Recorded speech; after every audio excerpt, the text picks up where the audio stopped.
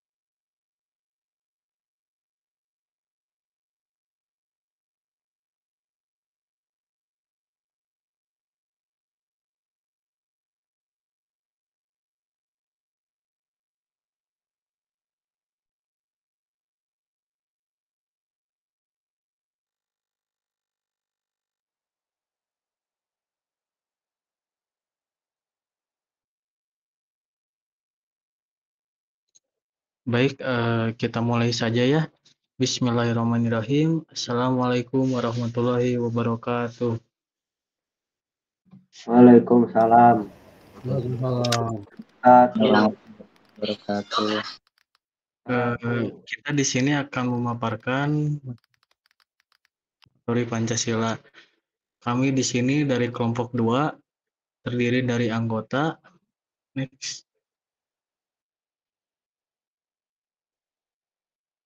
Yaitu kita berdua. Yang pertama ada M. Fauzan Ardiansyah dengan NIM 2312163, saya sendiri. Lalu rekan saya ada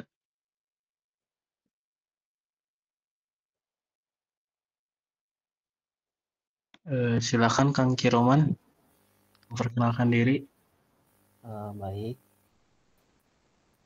Kenalkan, nama saya Kiroman Mahmud Maulana dengan NIM 2310147. Baik, next. Di sini ada konsep dan urgensi Pancasila dalam arus sejarah bangsa Indonesia. Periode pengusulan Pancasila. Sidang pertama PPU-PKI 29 Mei sampai 1 Juni 1945. Sesuai pada gambar yang ada di berikut ini. Badan ini diketuai oleh Dr. Rajiman Wediodiningrat yang didampingi oleh 2 orang ketua muda, wakil ketua yaitu Raden Panji Suroso dan Ichibangase orang Jepang. Materi pokok pembicaraan calon dasar negara. Next. Periode perumusan Pancasila. Di sini ada tertera gambar juga.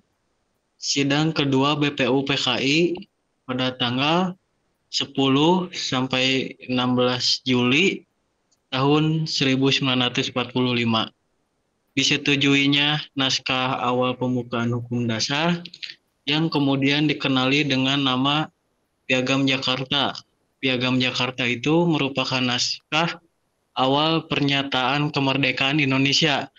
Naskah awal pembukaan hukum dasar yang dijuluki Piagam Jakarta ini kemudian dijadikan pembukaan Undang-Undang 1945 dengan sejumlah perubahan. Next. Di sini ada naskah Piagam Jakarta. Bisa dilihat ya gambarnya. Ada naskahnya pun juga. Pada alinea keempat Piagam Jakarta itulah terdapat rumusan Pancasila. Yang pertama yaitu ketuhanan dengan kewajiban menjalankan syariat Islam bagi pemeluk-pemeluknya. Yang kedua, kemanusiaan yang adil dan beradab. Yang ketiga, persatuan Indonesia. Yang keempat, kerakyatan yang dipimpin oleh hikmat kebijaksanaan dalam permusyawaratan perwakilan. Lalu yang kelima, ada keadilan sosial bagi seluruh rakyat Indonesia. Next. Lalu di sini ada tertera di gambar tersebut periode pengesahan Pancasila. Sebelum pengesahan Pancasila terjadi peristiwa penting dalam sejarah bangsa Indonesia, yaitu proklamasi kemerdekaan. yang dibacakan oleh Pak Soekarno ya. Next.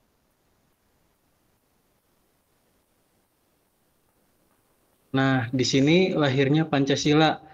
Di dalam gambar tersebut ada sidang PPKI tepat pada tanggal 18 Agustus 1945.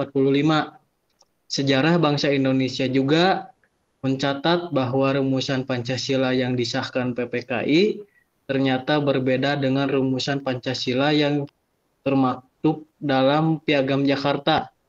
Lalu di sini mengapa rumusan Pancasila pertama pada Piagam Jakarta berubah?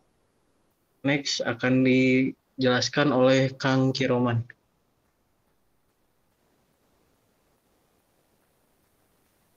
Baik, terima kasih Pak Ujan. Di sini saya lanjutkan rumusan Pancasila dalam pembukaan Undang-Undang Dasar sebagai berikut, yaitu pertama, Tuhan Yang Maha Esa; kedua, kemanusiaan yang adil dan beradab; tiga, persatuan Indonesia; keempat, kerakyatan yang dipimpin oleh hikmat, kebijaksanaan dalam permusyawaratan perwakilan; dan yang terakhir, yang kelima, ada keadilan sosial bagi seluruh rakyat Indonesia. Lalu di sini diperlukan Pancasila dalam kajian sejarah bangsa Indonesia. Yang pertama, Pancasila sebagai identitas bangsa Indonesia. Yang kedua, Pancasila sebagai kepribadian bangsa Indonesia. Yang ketiga, Pancasila sebagai pandangan hidup bangsa Indonesia. Yang keempat, Pancasila sebagai jiwa bangsa. Dan yang kelima, Pancasila sebagai perjanjian luhur. Sebelumnya, apakah suara saya sudah terdengar jelas atau kurang keras?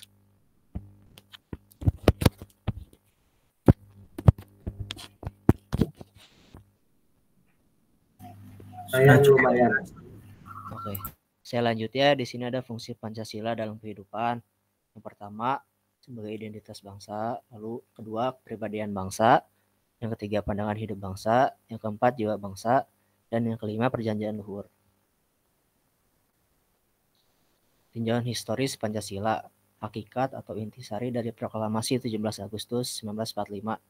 Yang pertama, sebagai pernyataan kemerdekaan bangsa Indonesia, baik pada dirinya sendiri maupun terhadap dunia luar. Lalu yang kedua, tindakan-tindakan yang segera harus diselenggarakan berhubungan dengan pernyataan kemerdekaan itu. KLEAN 1993-62. Jadi artinya di sini proklamasi ini tidak hanya sebagai pernyataan, tetapi juga mengandung komitmen untuk melakukan tindakan konkret demi mempertahankan dan mengamankan kemerdekaan Indonesia. Lalu hubungan UUD 1945 dengan proklamasi. Itu sebagai sifat hubungannya itu memberikan penjelasan terhadap dilaksananya proklamasi pada 17 Agustus 1945, memberikan penegasan terhadap dilaksanakannya proklamasi 17 Agustus 1945, dan memberikan pertanggungjawaban terhadap dilaksanakannya proklamasi 17 Agustus 1945. Yang jadi artinya di sini hubungan proklamasi dengan UUD 1945 sebagai penjelas, penegas, dan pertanggungjawaban terhadap dilaksanakan proklamasi 17 Agustus. Jadi prinsip-prinsip dan nilai-nilai dalam pembukaan UUD seperti prinsip keadilan, hak asasi manusia, dan kebebasan dari penjajahan diwujudkan dengan diawali oleh proklamasi sebagai tindakan langsungnya. Lalu di sini ada hubungan Pancasila dengan pembukaan UUD 1945. Undang-Undang Dasar tidak merupakan peraturan hukum yang tertinggi. Di atasnya masih ada dasar-dasar pokok bagi Undang-Undang Dasar yang dinamakan pokok kaidah negara fundamental, Stats Fundamental Norm, atau norma dasar negara. Pembukaan UUD 1945 memenuhi syarat unsur mutlak sebagai Stats Fundamental Norm. Pancasila merupakan asas kerohanian dari pembukaan UUD 1945 sebagai Stats Fundamental Norm. Artinya di sini jadi Pancasila itu merupakan norma dasar negara, fungsinya sebagai dasar hukum tertinggi, dan melalui pembukaan UUD memiliki kedudukan yang fundamental dan jadi landasan hukum utama yang mengatur negara Indonesia, yang artinya Pancasila itu bukan hanya sebagai ideologi tetapi juga sebagai prinsip hukum dasar yang mengikat dan memberikan arahan dalam pembentukan hukum, kebijakan, dan lembaga-lembaga negara. Lalu selanjutnya ada kedudukan Pancasila. Kedudukan pasal-pasal berbeda dengan kedudukan Pancasila dan pembukaan UUD 1945. Implikasinya, pasal-pasal dalam UUD tidak bersifat permanen. Nilai-nilai Pancasila antara nilai sila satu dengan sila lainnya tidak terpisah-pisah, melainkan merupakan suatu kesatuan yang utuh dan harmonis. Maksudnya di sini jadi Pancasila itu kedudukannya lebih tinggi daripada pasal-pasal dalam UUD 1945.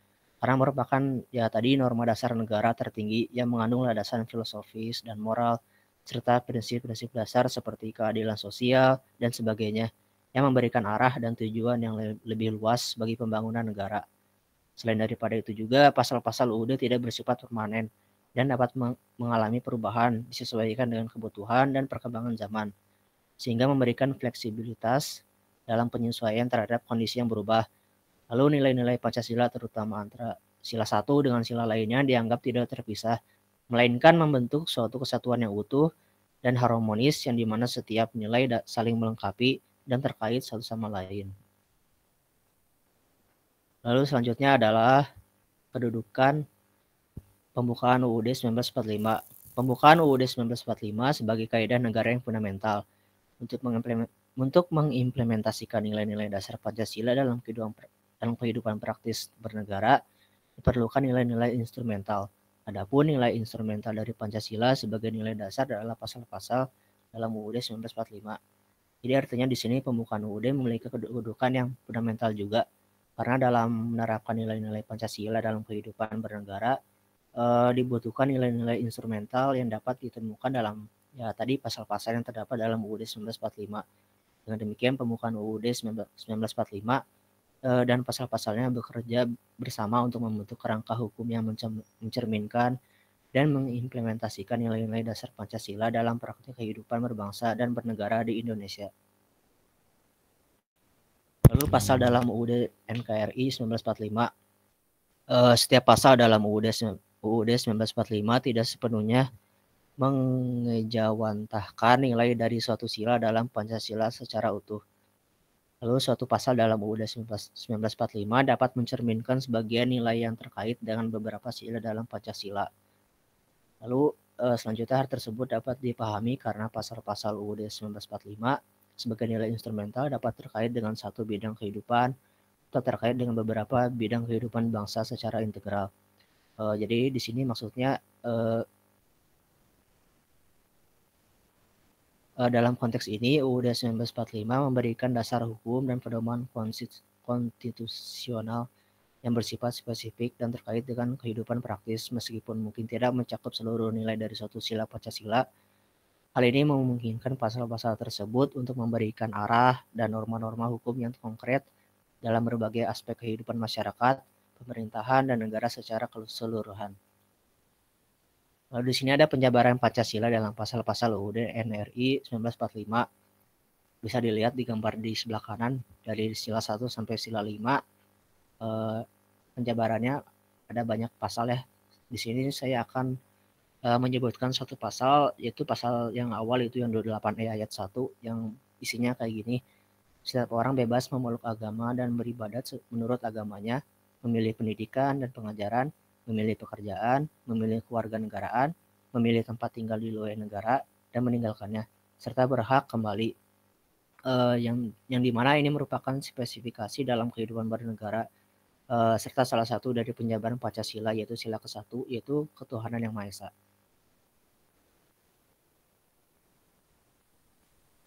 Segitu saja dari saya kembalikan kepada Fauzan.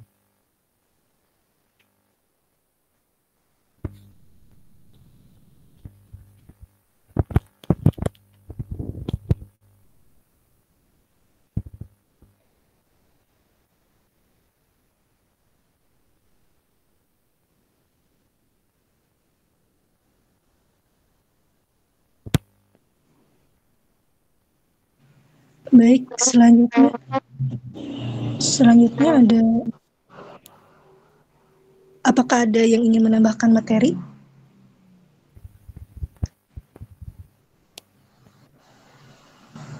Jika tidak ada yang menambahkan, maka akan lanjut ke sesi tanya jawab.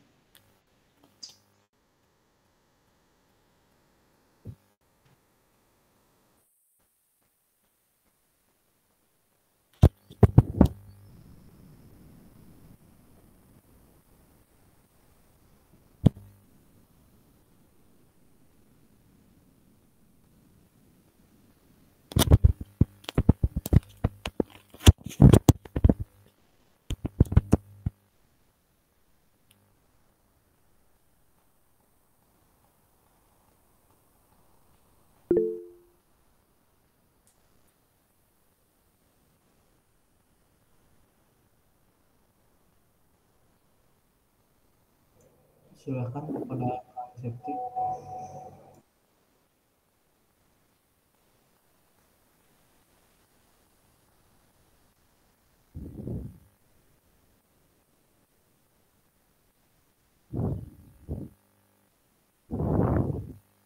Tes. Apa suaranya?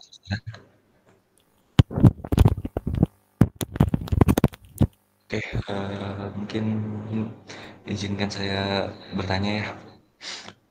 Untuk pertanyaan adalah, apa faktor yang menjadi penghambat dalam perumusan dan pengesahan Pancasila serta UUD 1945 pada waktu itu? Mungkin cukup sekian pertanyaan dari saya. Terima kasih atas kesempatannya.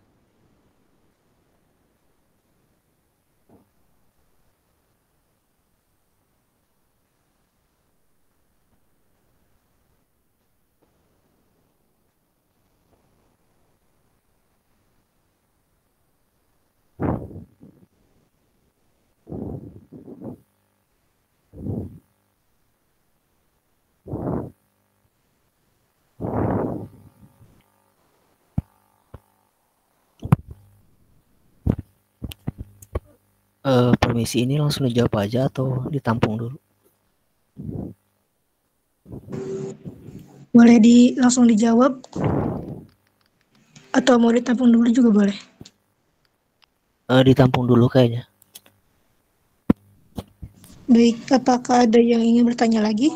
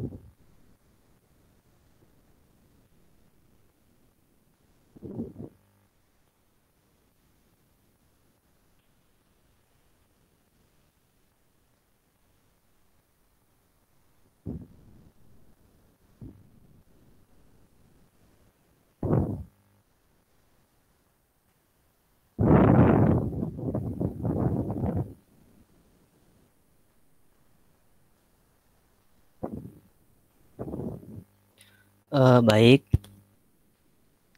aku di sini mau jawab pertanyaan dari Septiawan ya. Tadi itu pertanyaannya, apa faktor penghambat pengesahan Pancasila dan UUD 1945?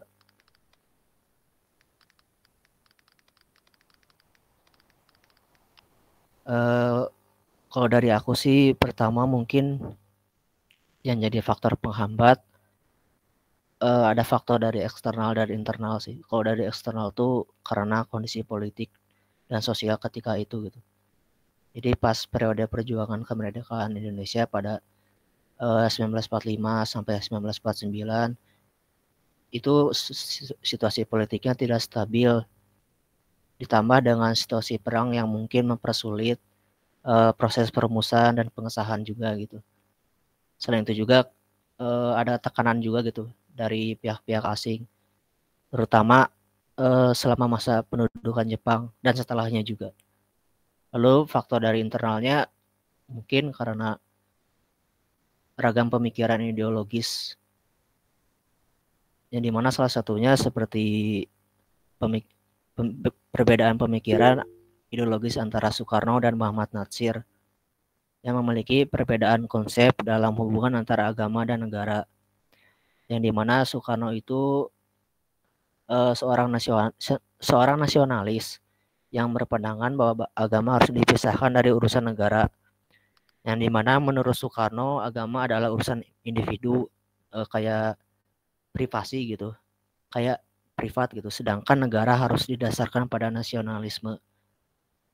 Jadi Soekarno itu tidak ingin membawa agama ke dalam perjuangannya dan menganggap bahwa nasionalisme sudah cukup karena membawa agama dapat menyebabkan perpecahan. Lalu kalau dari Muhammad Natsir itu sebagai ideolog reformasi Muslim gitu, Muhammad Natsir itu berpendapat bahwa agama Islam itu sebagai ajaran peradaban harus disatukan dengan negara, yang dimana menurutnya agama dan negara tidak boleh dipisahkan, melainkan harus sejalan. Jadi Muhammad Natsir itu meyakini bahwa dorongan agama Islam lebih kuat gitu daripada nasionalisme dalam mencapai kemerdekaan. Tapi di situ teh meskipun memiliki perbedaan pandangan dengan Soekarno, Muhammad Natsir tetap menjaga hubungan baik gitu dengan Soekarno. Ini aku sumber informasinya dari internet, polemik dasar negara Islam antara Muhammad Natsir dan Soekarno. Aku share aja ya di grup pendidikan Pancasila. Sebentar.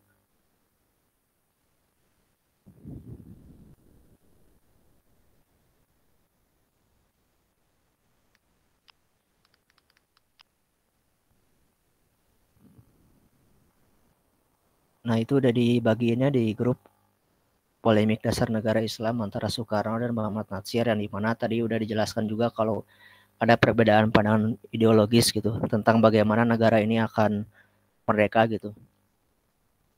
Mungkin segitu aja sih dari aku. Apa ada tambahan dari yang lain?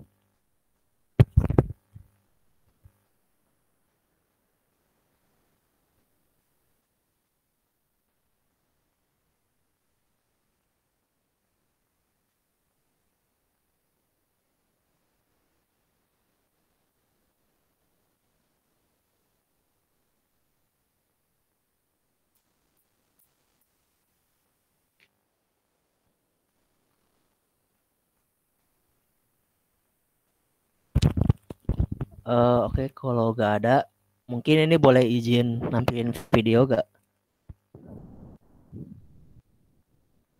Boleh. Oke, sebentar ya.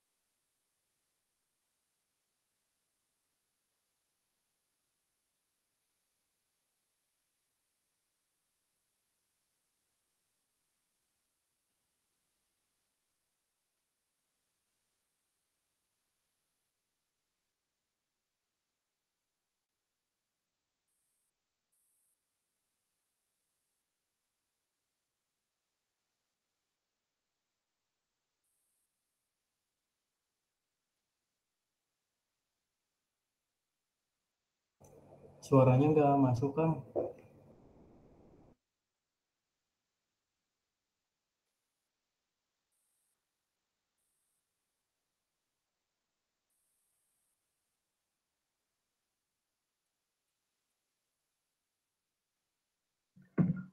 Mohon izin menyampaikan kalau videonya nggak ada suaranya.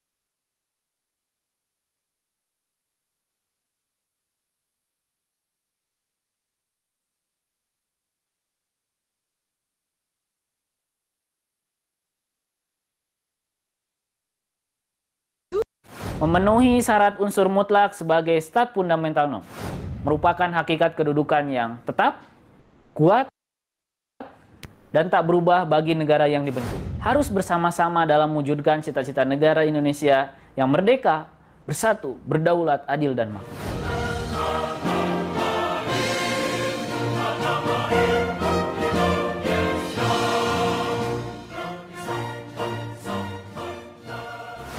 Assalamualaikum warahmatullahi wabarakatuh.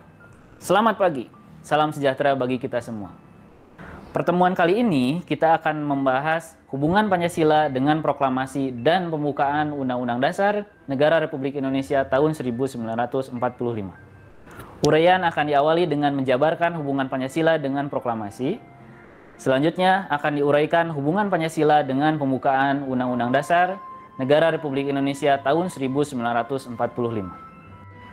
Para mahasiswa yang budiman, bisa jadi di antara kalian ada yang bertanya, bagaimana hubungan Pancasila dengan proklamasi? Untuk menjawab pertanyaan tersebut, mari kita ulas sejarah terjadinya proklamasi kemerdekaan Negara Republik Indonesia pada tanggal 17 Agustus 1945. Dari proklamasi yang telah dibacakan oleh Bapak Proklamator Insinyur Soekarno, mengandung makna bahwa proklamasi kemerdekaan bukan hanya tujuan semata, melainkan sebagai sarana, isi, arti yang pada pokoknya memuat dua hal pokok. Pertama, sebagai pernyataan kemerdekaan bangsa Indonesia baik pada dirinya sendiri maupun terhadap dunia luar. Kedua, harus ada tindakan yang segera diselenggarakan berhubungan dengan pernyataan kemerdekaan. Maka, pada keesokan harinya, 18 Agustus 1945, disusun suatu naskah Undang-Undang Dasar yang di dalamnya memuat pembukaan. Di dalam pembukaan Undang-Undang Dasar Negara Republik Indonesia tahun 1945 pada alinea ketiga terdapat pernyataan kemerdekaan yang dinyatakan oleh Indonesia. Maka dapat ditentukan letak, sifat, hubungan antara proklamasi kemerdekaan dengan pembukaan Undang-Undang Dasar Negara Republik Indonesia tahun 1945 sebagai berikut. Pertama, disebutkan kembali pernyataan kemerdekaan dalam alinea ketiga. Pembukaan Undang-Undang Dasar Negara Republik Indonesia tahun 1945 menunjukkan antara proklamasi dengan pembukaan Undang-Undang Dasar Negara Republik Indonesia tahun 1945 merupakan suatu rangkaian yang tidak dapat dipisahkan. Kedua, ditetapkannya pembukaan dan Undang-Undang Dasar Negara Republik Indonesia tahun 1945, Presiden dan Wakil Presiden merupakan realisasi dari proklamasi. Ketiga, pembukaan Undang-Undang Dasar Negara Republik Indonesia tahun 1945 hakikatnya sebagai pernyataan kemerdekaan yang lebih rinci dengan adanya cita-cita negara yang berdasarkan asas kerohanian yaitu Pancasila.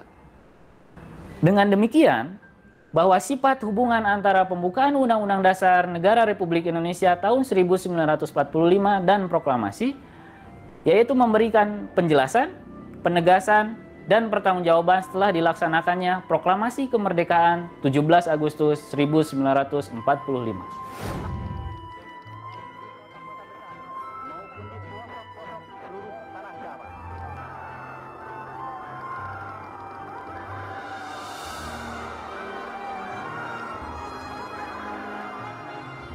Proklamasi. Kami, bangsa Indonesia, dengan ini menyatakan kemerdekaan Indonesia hal-hal yang mengenai pemindahan kekuasaan dan lain-lain diselenggarakan dengan cara saksama dan dalam tempo yang sesingkat-singkatnya. Para mahasiswa yang budiman, Natonegoro dalam bukunya menegaskan bahwa Undang-Undang Dasar bukan merupakan peraturan hukum yang tertinggi. Di atasnya masih ada dasar-dasar pokok bagi Undang-Undang Dasar yang dinamakan pokok kaidah negara yang fundamental atau disebut Stat Fundamental Norm. Kaidah negara yang fundamental mengandung beberapa unsur mutlak dari segi terjadinya dan dari segi isinya. Pertama, dari segi terjadinya, bahwa pembukaan Undang-Undang Dasar Negara Republik Indonesia tahun 1945 ditentukan oleh pembentuk negara, yaitu Panitia Persiapan Kemerdekaan Indonesia. Sebagai bentuk negara dan terjemah dalam bentuk pernyataan lahir sebagai kehendak pembentuk negara mengenai dasar-dasar negara yang dibentuk, yaitu dapat terlihat di alinea ketiga yang menyatakan, maka rakyat Indonesia menyatakan dengan ini kemerdekaannya. 2.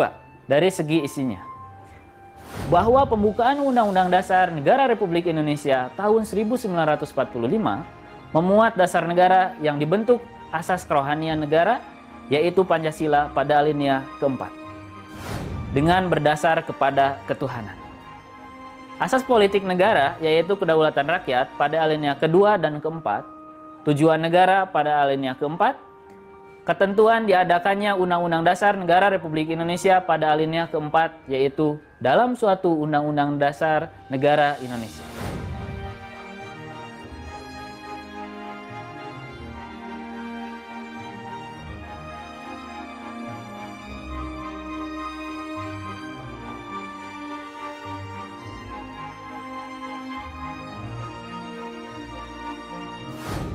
Para mahasiswa yang budiman, berdasarkan uraian di atas, maka dapat disimpulkan bahwa hubungan Pancasila dengan pembukaan Undang-Undang Dasar Negara Republik Indonesia tahun 1945 yaitu 1. Pembukaan Undang-Undang Dasar Negara Republik Indonesia tahun 1945 memenuhi syarat unsur mutlak sebagai Stat Fundamental Norm. Oleh karena itu, kedudukan pembukaan merupakan peraturan hukum yang tertinggi di atas Undang-Undang Dasar. Implikasinya, semua peraturan perundang-undangan dimulai dari pasal-pasal dalam Undang-Undang Dasar Negara Republik Indonesia tahun 1945 sampai dengan peraturan daerah harus sesuai dengan pembukaan Undang-Undang Dasar Negara Republik Indonesia tahun 1945. 2. Pancasila merupakan asas kerohanian dari pembukaan Undang-Undang Dasar Negara Republik Indonesia tahun 1945 sebagai Stat Fundamental Norm. Secara ilmiah akademis, pembukaan Undang-Undang Dasar Negara Republik Indonesia tahun 1945 sebagai Stat Fundamental Norm merupakan hakikat kedudukan yang tetap, kuat, dan tak berubah bagi negara yang dibentuk. Dengan perkataan lain, jalan hukum tidak lagi dapat diubah. Hal tersebut dapat disimak ketentuan dalam pasal 37 ayat 1 sampai ayat 5 Undang-Undang Dasar Negara Republik Indonesia tahun 1945 pasca amandemen keempat. Dalam pasal 37 tersebut hanya memuat ketentuan perubahan-perubahan pasal dalam Undang-Undang Dasar Negara Republik Indonesia tahun 1945. Tidak memuat ketentuan untuk mengubah pembukaan Undang-Undang Dasar Negara Republik Indonesia tahun 1945. Hal ini dapat dipahami karena wakil-wakil bangsa Indonesia yang tergabung dalam Majelis Permusyawaratan Rakyat memahami kaidah ilmiah terkait kedudukan pembukaan Undang-Undang Dasar Negara Republik Indonesia tahun 1945 yang sifatnya permanen, sehingga mereka mengartikulasikan kehendak rakyat yang tidak berkehendak mengubah pembukaan Undang-Undang Dasar Negara Republik Indonesia tahun 1945. Maka dari itu, kita sebagai generasi penerus bangsa harus bersama-sama dalam mewujudkan cita-cita negara Indonesia yang merdeka, bersatu, berdaulat, adil, dan makmur.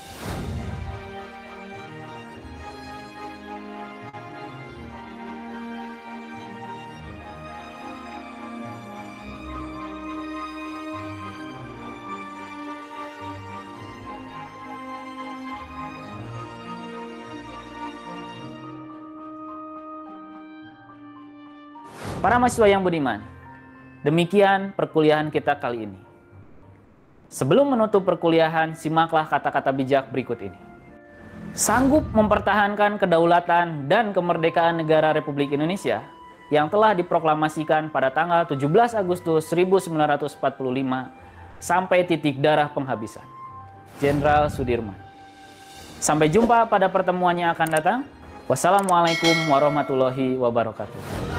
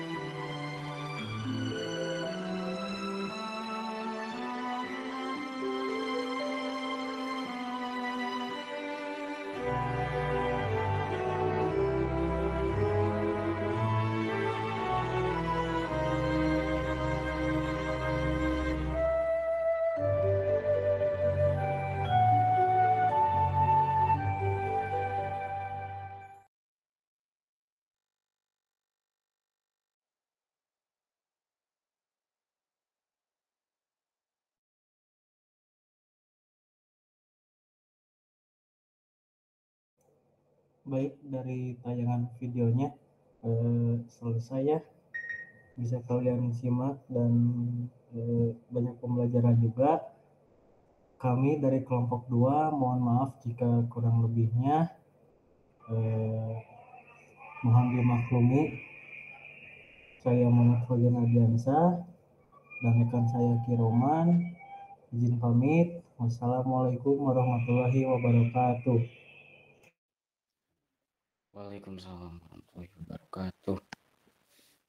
Silakan langsung dilanjutkan ke kelompok 2 ya.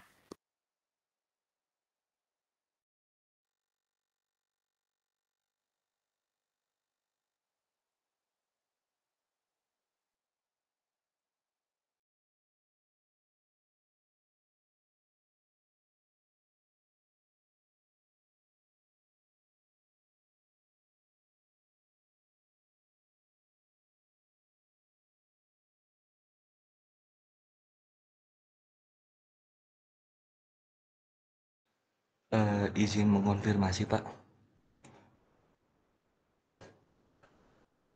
Ya, Untuk bagaimana? ya, untuk kelompok yang baru selesai presentasi barusan itu adalah kelompok 2 Pak, karena untuk kelompok 1 ada beberapa anggotanya yang kebetulan izin tidak mengikuti kelas Pak. Jadi digantikan untuk kelompok 1 menjadi kelompok 2. Begitu Pak. Terima kasih. Oke, untuk kelompok selanjutnya, hari ini apakah ada yang siap tampil lagi? Selain kelompok 1 berarti. Baik Pak, dari kelompok 3 insya Allah sudah bersedia untuk ini, untuk presentasi. Ya, silahkan langsung dimulai ya. Nanti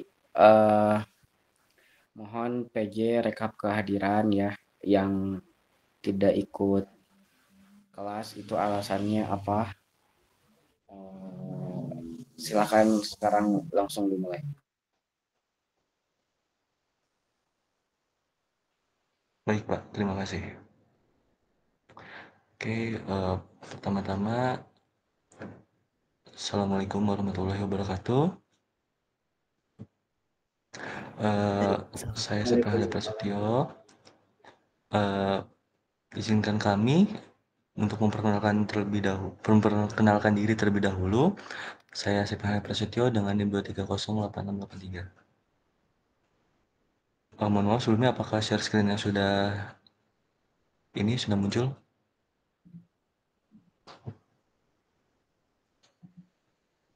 Izin memberitahu belum muncul. Oh belum ya, sebentar.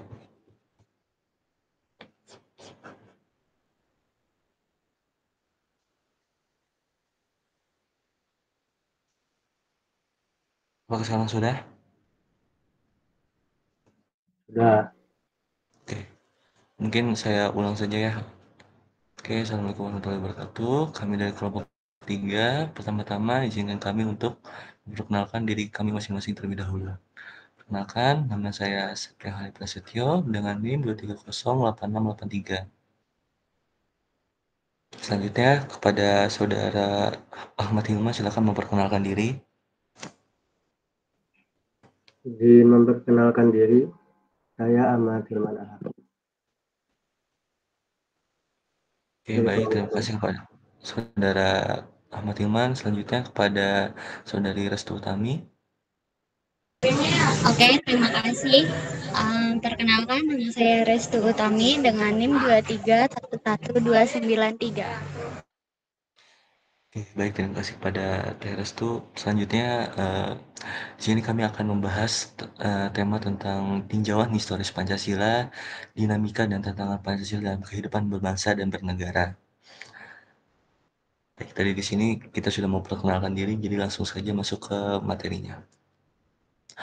Oke, pertama-tama di sini setiap kejadian pasti ada sejarahnya dong, dan di sini kita akan menjelaskan secara singkat tentang sejarah dari Pancasila. Sejarah terbentuknya Pancasila berakar dari perjuangan panjang para tokoh pergerakan kemerdekaan Indonesia. Nah, Pancasila dirumuskan pada tanggal 1 Juni 1945 oleh Insinyur Soekarno dan disahkan sebagai dasar negara pada 18 Agustus 1945 oleh Insinyur Soekarno dan Hatta di Gedung Pancasila di Jakarta. Selanjutnya, ini ada kutipan dari Insinyur Soekarno yaitu yang berbunyi, Pancasila adalah dasar negara yang harus dipegang teguh oleh setiap warga negara Indonesia. Selanjutnya ada kutipan juga dari Muhammad Hatta yang berbunyi seperti berikut. Pancasila adalah pandangan hidup, bukan hanya sebagai filsafat politik, tetapi juga sebagai dasar kehidupan bernegara.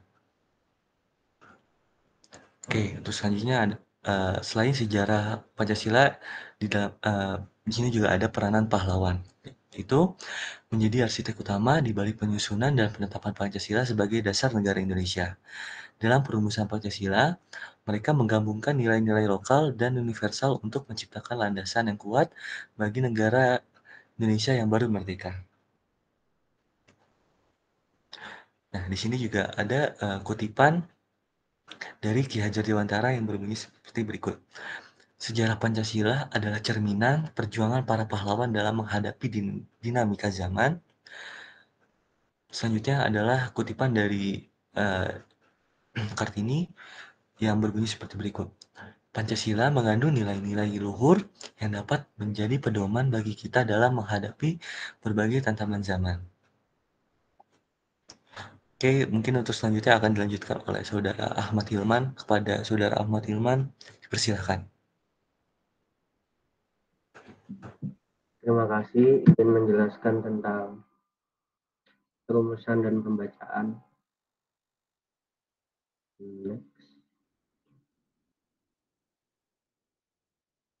Oke, dari perumusan Pancasila. Perumusan Pancasila itu dimulai pada sidang Badan Penyelidik Usaha-usaha Persiapan Kemerdekaan Indonesia atau biasa kita sebut BPUPKI yang diadakan pada tanggal 29 Mei hingga 1 Juni 1945 di Gedung Pancasila, dan sekarang gedung itu dinamai Gedung Pancasila di Jalan Teguh Umar, Jakarta. Sidang ini merupakan forum di mana pemimpin-pemimpin nasional Indonesia berkumpul untuk membahas rencana-rencana pembentukan negara Indonesia yang merdeka.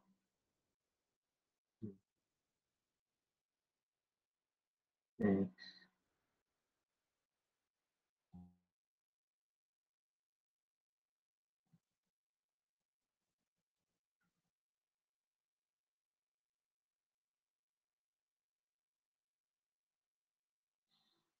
Selanjutnya ada pembacaan Pancasila. Pancasila secara resmi dibacakan pada saat pengesahan Undang-Undang Dasar 1945, tepatnya pada tanggal 18 Agustus 1945 di Jakarta. Pembacaan Pancasila terjadi dalam sidang yang berlangsung di gedung DPR Dewan Perwakilan Rakyat Gotong Royong yang terletak di Jalan Pegasan Timur nomor 5 Jakarta. Next.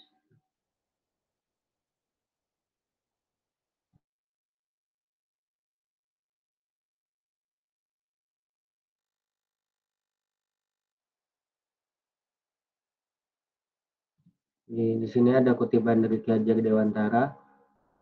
Sejarah Pancasila adalah cerminan perjuangan para pahlawan dalam menghadapi dinamika zaman. Dan juga di sini ada kutipan dari Fatmawati. Bunyinya, Pancasila adalah lambang persatuan dan kesatuan bangsa Indonesia serta sebagai pandangan hidup yang mengakar dalam budaya dan sejarah kita.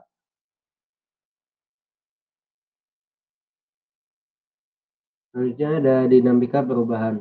Dinamika perubahan Pancasila merupakan proses evolusi yang melibatkan interpretasi, implementasi, dan adaptasi nilai-nilai Pancasila sesuai dengan perkembangan zaman, tuntutan masyarakat, dan dinamika politik. Next.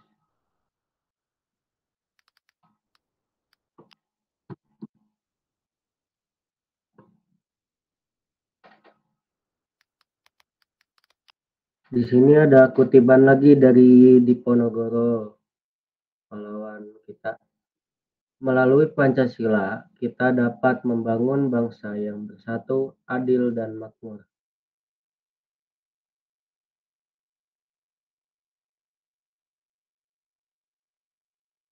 Dan juga ada kutipan dari Bung Tomo, Pancasila mengajarkan kita untuk menghargai perbedaan dan membangun persatuan dari keberagaman.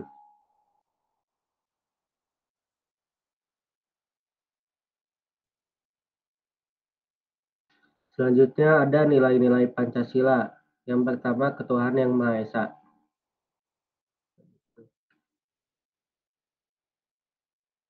Dari sila ke-1 ini, nilai ini mengandung prinsip bahwa bangsa Indonesia percaya kepada Tuhan yang Maha Esa. Meskipun Indonesia merupakan negara dengan beragam agama dan kepercayaan, nilai ini menekankan pentingnya penghormatan terhadap keberadaan Tuhan dan prinsip moralitas yang berasal dari keyakinan agama masing-masing. Bisa diartikan kita bertoleransi antar beragama. Lanjut. Yang nomor 2 ada kemanusiaan yang adil dan beradab. Next. Dari sila kedua ini menekankan pentingnya menjunjung tinggi martabat manusia, menghormati hak asasi manusia, dan menciptakan masyarakat yang adil dan beradab. Hal ini mencakup prinsip-prinsip keadilan sosial, kesetaraan, dan penghapusan segala bentuk diskriminasi. Lanjut.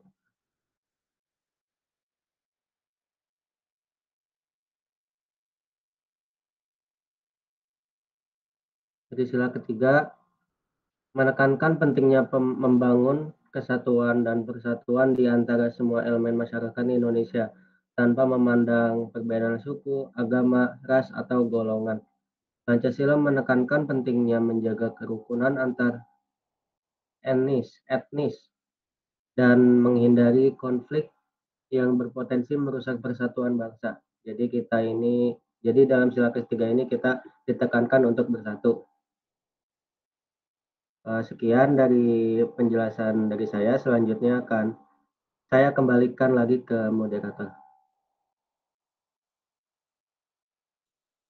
Terima kasih. Oke, baik, terima kasih kepada Saudara Ahmad Hilman atas presentasinya. Mungkin selanjutnya akan dilanjutkan kepada Saudari Restu Utami. Kepada Saudari Restu Utami dipersilakan.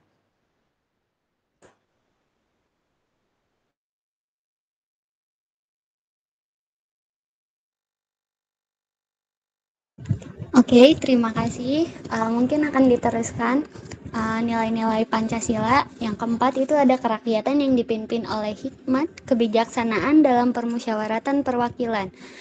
Mungkin nilai ini menekankan pentingnya sistem pemerintahan yang demokratis, di mana keputusan-keputusan diambil melalui musyawarah untuk mencapai mufakat, atau melalui pemilihan umum yang dilakukan secara bebas dan adil. Hal ini mencakup prinsip-prinsip kedaulatan rakyat dan penghargaan terhadap aspirasi masyarakat. Lalu sila kelima, yaitu keadilan sosial bagi seluruh rakyat Indonesia. Nilai ini menekankan pentingnya menciptakan masyarakat yang adil, di mana setiap warga negara memiliki kesempatan yang sama untuk memperoleh kesejahteraan dan kemajuan. Pancasila menegaskan perlunya pembangunan ekonomi yang merata, pemerataan akses terhadap pendidikan, kesehatan, dan kesempatan kerja. Lalu ada kutipan dari Cut Nyadin yang berbunyi, kita harus menghayati nilai-nilai Pancasila dalam setiap tindakan dan keputusan kita, agar bangsa ini tetap teguh dan bersatu. Lalu kutipan selanjutnya yaitu tentang dari Ki Hajar Dewantara, Pancasila merupakan pondasi yang kokoh untuk merajut persatuan dan mengatasi berbagai tantangan yang dihadapi bangsa. Lalu ada kutipan dari Tan Malaka, mengamalkan Pancasila berarti menghormati sejarah dan mengambil hikmah dari perjuangan para pendahulu kita. Lalu selanjutnya ada tantangan dalam implementasi. Yang pertama itu pluralisme, yaitu memastikan pengakuan dan penghargaan terhadap keragaman budaya, agama, dan suku tanpa diskriminasi. Lalu yang kedua ada korupsi. Korupsi adalah masalah yang meluas dan dapat merusak kepercayaan masyarakat serta menghambat pembangunan yang berkelanjutan. Mungkin sekian dari saya kembalikan kepada Saudara Septiawan. Oke, baik. Terima kasih kepada Saudari Restu Utami atas presentasinya. Mungkin akan saya lanjutkan kembali presentasinya. Oke, untuk poin ketiga adalah ketimpangan sosial, yaitu ketidakadilan dalam distribusi kekayaan, akses terhadap layanan, dan peluang ekonomi dapat memburuk kesenjangan sosial dan mengancam stabilitas sosial. Yang keempat, perlindungan lingkungan, yaitu memastikan pembangunan ekonomi yang berkelanjutan dengan melindungi lingkungan adalah kunci untuk menjaga keseimbangan ekologis dan kesejahteraan manusia di masa depan. Nah, di sini ada lagi kutipan dari Cut Nyadin yang berbunyi, tantangan Pancasila dalam kehidupan berbangsa dan bernegara adalah menjaga keutuhan dan keberagaman bangsa di tengah perubahan global. Selanjutnya, ada kutipan dari Sudirman yang berbunyi, kita harus memelihara dan mengamalkan Pancasila sebagai sumber kekuatan untuk menyelesaikan berbagai masalah bangsa. Selanjutnya adalah pengembangan Pancasila. Poin pertama adalah edukasi nilai-nilai Pancasila, yaitu mengajarkan nilai-nilai Pancasila di sekolah dan lembaga pendidikan. Selanjutnya, memahami bukan hanya secara teori, tetapi juga dalam kehidupan sehari-hari. Untuk poin kedua adalah hormati keanekaragaman. Yang pertama, menghargai perbedaan budaya, agama, dan suku bangsa. Selanjutnya, menolak diskriminasi dan mempromosikan inklusi sosial. Selanjutnya adalah pengembangan Pancasila. Poin ketiga adalah terapkan dalam kebijakan, itu memastikan kebijakan pemerintah yang mencerminkan nilai-nilai Pancasila. Selanjutnya adalah fokus pada pemerataan ekonomi, pendidikan, kesehatan, dan keadilan sosial. Poin keempat, kolaborasi antar pihak, yaitu bekerjasama antara pemerintah, masyarakat sipil, dan sektor swasta. Lalu, melalui proyek-proyek pembangunan sosial dan ekonomi inklusif. Mungkin untuk selanjutnya akan dilanjutkan kembali kepada Saudara Ahmad Hilman. Pada Saudara Ahmad Hilman, waktu dan tempat dipersilakan.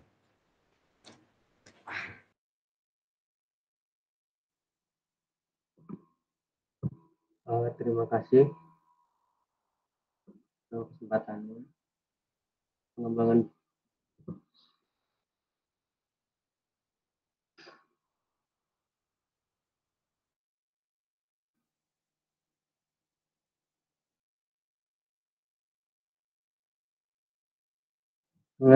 suara saya sudah terdengar? Sudah.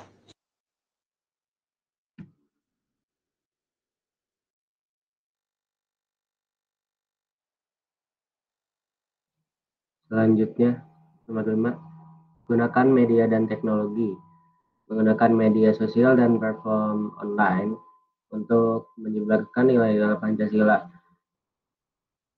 Mengedukasi generasi muda dan masyarakat tentang makna dan pentingnya Pancasila.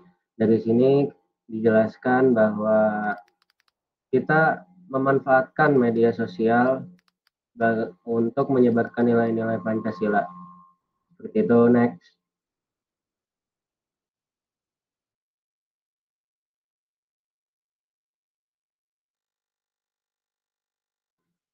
Selanjutnya ada kutipan dari Diponegoro.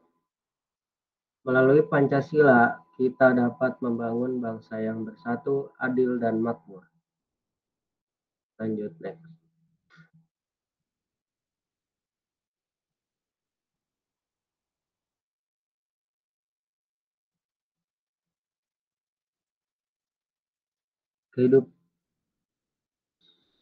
Selanjutnya ada kutipan lagi dari Tan Malaka. Kehidupan berbangsa dan bernegara harus senantiasa mengacu pada nilai-nilai Pancasila untuk mencapai keadilan dan kesejahteraan bagi seluruh rakyat Indonesia. Di sini dijelaskan bahwa Pancasila kan memang dasar nilai-nilai untuk mencapai keadilan dan kesejahteraan seluruh rakyat Indonesia. Selanjutnya ada peran individu dan masyarakat. Peran individu dan masyarakat nomor 1 ada pendidikan dan kesadaran, yaitu ajarkan nilai-nilai Pancasila kepada semua orang dari usia muda. Sadarkan bahwa memahami dan menjalankan Pancasila penting untuk negara kita. Intinya kita mengajarkan dari usia muda nilai-nilai Pancasila kepada seluruh rakyat Indonesia, mulai dari yang muda. Nomor 2 ada partisipasi aktif. Dorongan semua orang untuk ikut berperan dalam kegiatan sosial, politik, dan budaya yang berdasarkan Pancasila. Ingatkan bahwa kontribusi setiap individu penting untuk menjaga dasar negara kita. Jadi satu suara itu sangat berarti untuk Indonesia. Selanjutnya, next.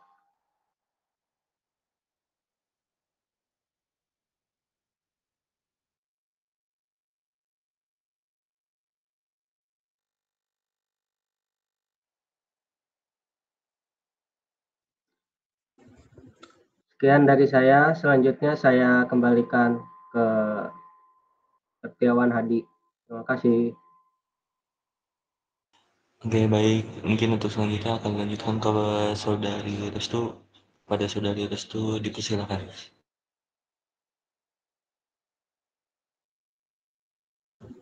Lalu peran individu dan masyarakat. Yang ketiga yaitu pembangunan karakter. Kekuatan nilai-nilai Pancasila seperti kejujuran, toleransi, persatuan, dan keadilan dalam karakter kita.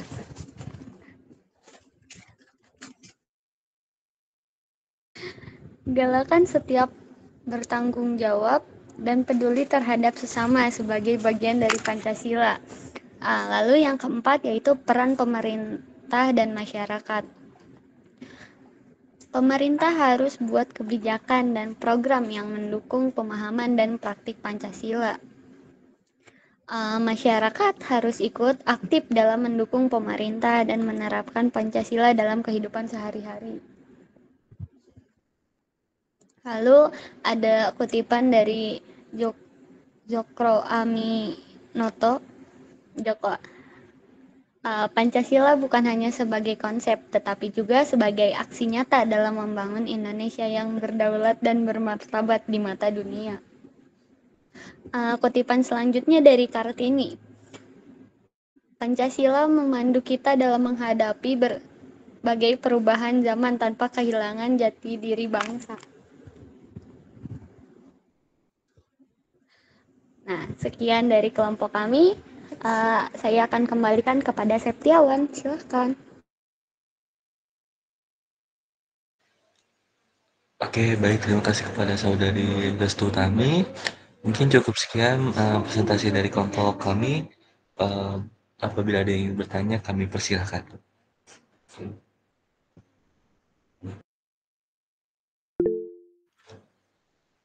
Oh ya, sebelumnya mohon maaf apabila ada yang ingin menambahkan juga kami persilahkan. Baik, kepada Saudara Syahrul, kami persilahkan.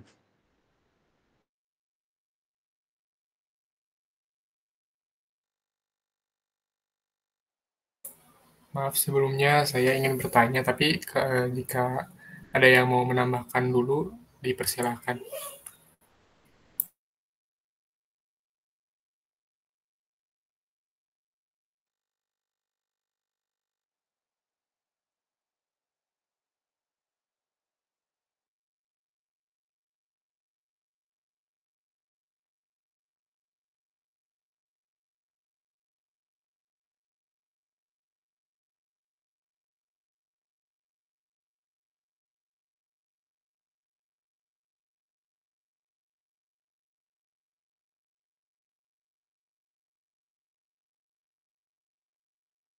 Mungkin karena tidak ada yang ingin menambahkan kembali, saya persilakan saja untuk bertanya kepada Saudara Syahrul. Baik, terima kasih atas kesempatannya. Saya ingin bertanya, bagaimana Pancasila dihadapkan pada tantangan-tantangan internal maupun eksternal dalam kehidupan berbangsa dan bernegara di era globalisasi ini. Terima kasih.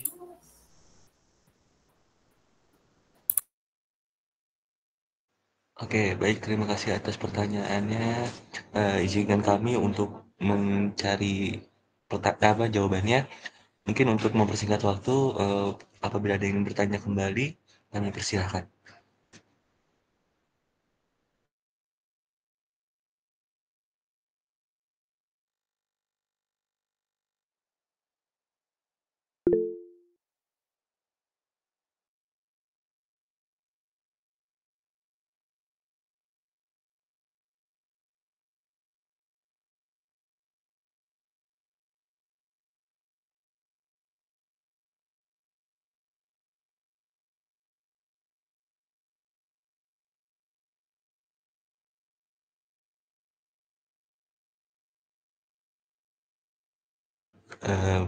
Baik, kepada Saudara Deksi, kami persilahkan.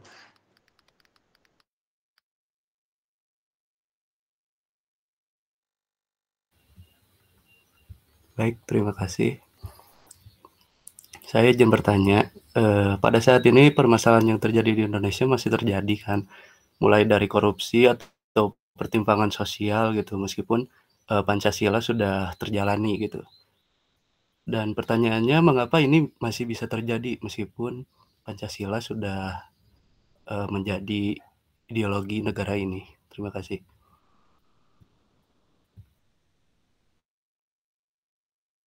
Oke, baik. Terima kasih kepada Deksi atas pertanyaannya. Mungkin selanjutnya kepada Saudari Vina, dipersilakan.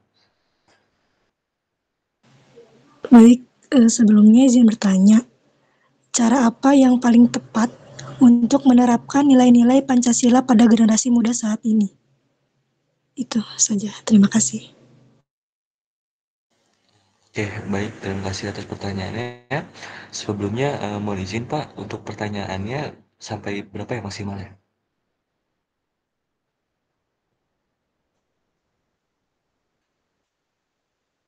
Apakah 3 pertanyaan sudah cukup, Pak?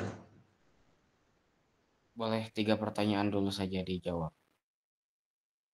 Oke, baik, terima kasih kepada semua penanya dan kepada teman-teman sekalian. Izinkan kami untuk mencari jawaban yang terlebih dahulu ya. Mungkin sembari mencari jawaban, apakah diputar saja videonya, Pak? Iya, silakan. Dan yang bertanya silakan pertanyaannya ditulis juga di kolom chat ya.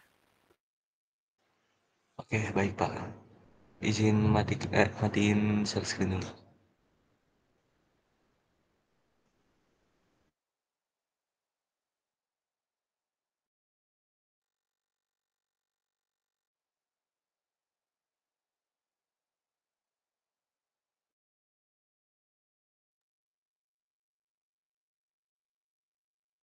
Pancasila sebagai dasar nilai dalam pengembangan ilmu belum dibicarakan secara eksplisit. Pengembangan ilmu pengetahuan harus didasarkan pada nilai-nilai luhur bangsa. Setiap warga negara mempunyai hak dan kewajiban yang sama tentunya dalam mencerdaskan kehidupan bangsa.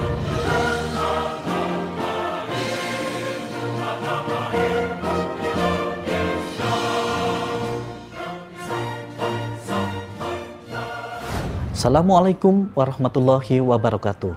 Selamat pagi, salam sejahtera bagi kita semua. Para mahasiswa yang budiman, pada pertemuan sebelumnya telah dibahas mengenai pengertian dan urgensi Pancasila sebagai dasar nilai dalam pengembangan ilmu.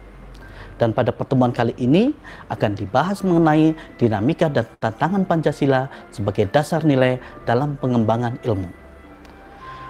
Uraian ini akan diawali dengan ulasan mengenai sumber historis, politis, dan sosiologis Pancasila sebagai dasar nilai dalam pengembangan ilmu.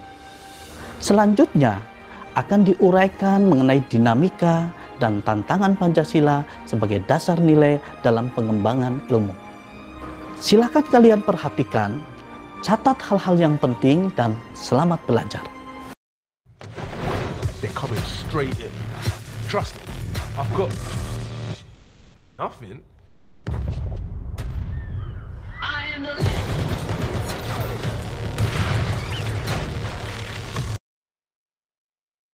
Para mahasiswa yang budiman, barangkali di benak pikiran kalian bertanya, dari mana dapat menggali sumber historis Pancasila sebagai dasar nilai dalam pengembangan ilmu?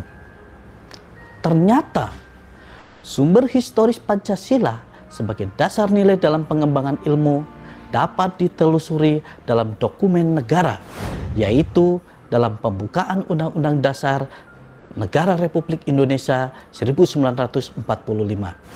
Pada alinea keempat, pembukaan Undang-Undang Dasar Negara Republik Indonesia tahun 1945, kata mencerdaskan kehidupan bangsa mengacu pada pengembangan ilmu pengetahuan dan teknologi yang harus berdasar pada nilai-nilai Pancasila.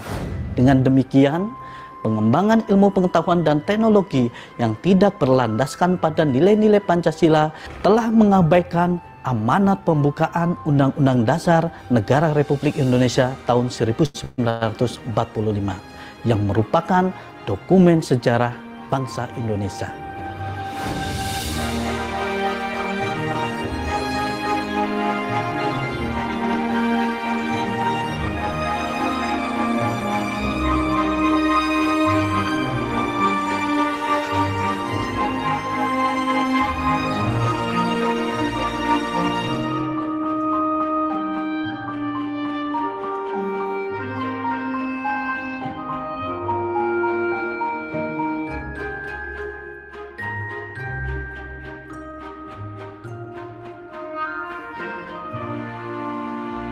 Para mahasiswa yang budiman, selanjutnya sebagai sumber politis Pancasila sebagai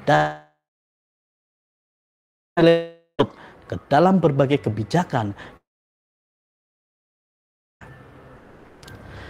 Pancasila sebagai dasar nilai dalam pengembangan ilmu pada zaman Orde Lama belum secara eksplisit dikemukakan, tetapi oleh Soekarno dikaitkan langsung dengan dimensi kemanusiaan dan hubungan antara ilmu dan amal. Pada Orde Baru, meskipun Pancasila diterapkan sebagai satu-satunya asas organisasi politik dan kemasyarakatan, tetapi penegasan tentang Pancasila sebagai dasar nilai dalam pengembangan ilmu belum diungkap secara tegas. Penekanannya hanya ada pada ilmu pengetahuan dan teknologi yang harus diabdikan kepada manusia dan kemanusiaan sehingga dapat memberi peningkatan martabat manusia dan kemanusiaan. Pada masa dasar nilai dalam pengembangan ilmu lebih bersifat apologis karena hanya memberikan dorongan kepada kaum intelektual untuk menjabarkan nilai-nilai Pancasila lebih lanjut.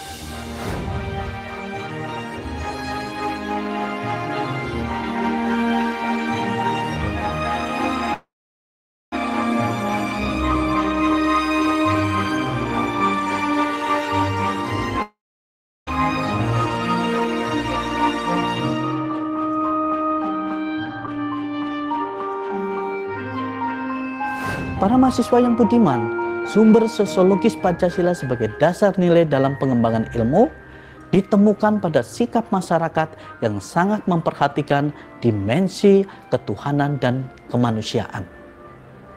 Sehingga manakala ilmu pengetahuan dan teknologi tidak sejalan dengan nilai ketuhanan dan kemanusiaan, biasanya terjadi penolakan. Para mahasiswa yang budiman, secara realita, Pancasila sebagai dasar nilai dalam pengembangan ilmu belum dibicarakan secara eksplisit oleh para penyelenggara negara, baru mendapat perhatian yang lebih khusus oleh kaum intelektual. Perkembangan ilmu pengetahuan dan teknologi di Indonesia sekarang ini belum berakar pada nilai-nilai budaya bangsa Indonesia. Perkembangan ilmu pengetahuan di Indonesia ini lebih berorientasi pada kebutuhan pasar, sehingga program studi yang laku keras di perguruan tinggi adalah prodi-prodi yang terserap oleh dunia pasar. Hal ini menunjukkan terdapat sebagai dasar nilai dalam pengembangan ilmu. Pertama, kapitalisme yang menguasai perekonomian dunia. Akibatnya, ruang bagi penerapan nilai-nilai Pancasila sebagai dasar nilai dalam pengembangan ilmu menjadi terbatas. Globalisasi yang menyebabkan lemahnya daya saing bangsa Indonesia dalam perkembangan ilmu pengetahuan dan teknologi, sehingga Indonesia lebih berkedudukan sebagai konsumen daripada produsen dibanding dengan negara-negara yang lain. Selanjutnya, konsumerisme menyebabkan negara Indonesia menjadi pasar bagi produk teknologi negara lain yang lebih maju tentunya. Pancasila sebagai dasar nilai dalam pengembangan ilmu baru pada taraf wacana yang belum berada pada tingkat aplikasi kebijakan negara. Pragmatisme yang berorientasi pada 3 ciri, yaitu kemampuan kerja, kepuasan, dan hasilnya mewarnai perilaku kehidupan sebagian besar masyarakat Indonesia. Bangsa Indonesia memiliki akar budaya dan religi yang kuat. Manakala pengembangan ilmu tidak berakar pada ideologi bangsa, maka ilmu berkembang tanpa arah dan berorientasinya pun tidak jelas. Para mahasiswa yang budiman, melalui perkuliahan ini saya ingin tegaskan, setiap warga negara mempunyai hak dan kewajiban yang sama tentunya dalam mencerdaskan kehidupan bangsa. Oleh karena itu, pengembangan ilmu pengetahuan harus didasarkan pada nilai-nilai luhur bangsa sebagai substansi pendidikan.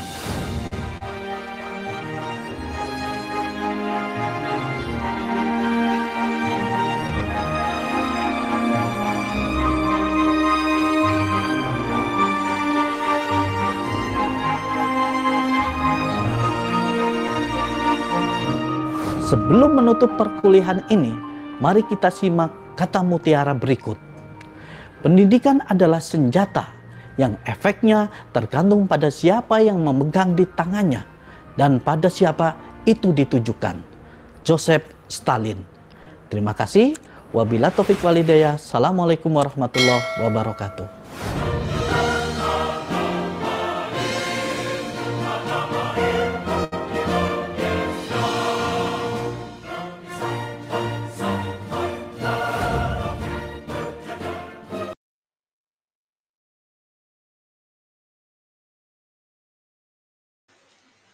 Oke, baik. Tadi itu adalah sedikit video tentang materi yang kita bawa. Mungkin untuk selanjutnya adalah eh, jawaban dari pertanyaan-pertanyaan yang sudah dikumpulkan. Oke, izinkan saya untuk menjawab dari pertanyaan pertama.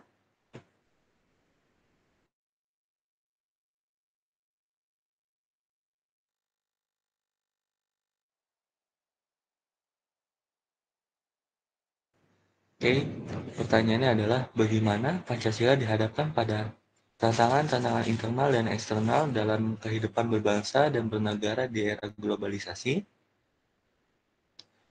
Untuk jawabannya adalah pertama-tama kita harus membagikan dulu apa itu tantangan internal dan apa saja tantangan eksternalnya.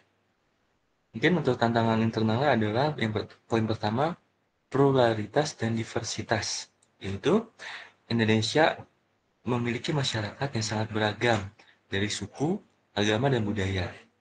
Pancasila juga berfungsi sebagai landasan yang menciptakan kesatuan di tengah keragaman ini dengan mengutamakan prinsip keadilan, persatuan, dan kesatuan. Untuk poin kedua adalah ekonomi dan kesenjangan sosial.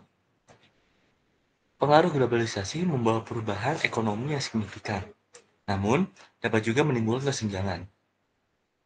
Pancasila menekankan pada keadilan sosial dan pemerataan ekonomi yang dapat menjadi panduan untuk mengatasi ketidaksetaraan. Poin ketiga, tantangan radikalisme dan ekstremisme, yaitu Pancasila menekankan pada nilai-nilai seperti gotong royong, toleransi, dan keadilan sosial. Ini juga dapat dijadikan sebagai landasan untuk menanggapi tantangan dari gerakan radikal dan ekstremisme. Untuk poin 4 dan poin terakhir untuk tantangan internal adalah korupsi dan tata kelola pemerintahan. Oleh itu, Pancasila mengandung prinsip-prinsip moral dan etika yang dapat digunakan untuk melawan korupsi serta mendorong tata kelola pemerintahan yang baik. Selanjutnya adalah tantangan eksternal.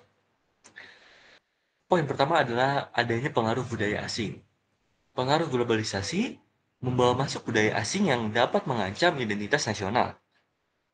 Pancasila dapat berperan dalam menjaga keutuhan budaya Indonesia sambil tetap terbuka terhadap pengaruh positif dari luar. Untuk poin kedua adalah adanya hubungan internasional. Dalam konteks hubungan internasional, Pancasila menjadi dasar untuk diplomasi yang mengedepankan perdamaian, kerjasama, dan keadilan.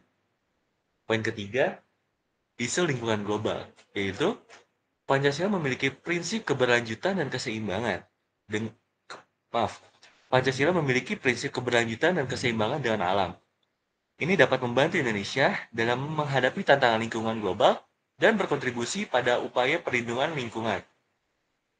Poin keempat, dan ini juga poin terakhir dari tantangan eksternal, yaitu ekonomi global, yaitu menjadikan Pancasila sebagai landasan bagi kebijakan ekonomi yang memperhatikan kesejahteraan masyarakat serta keadilan sosial di tengah dinamika ekonomi global.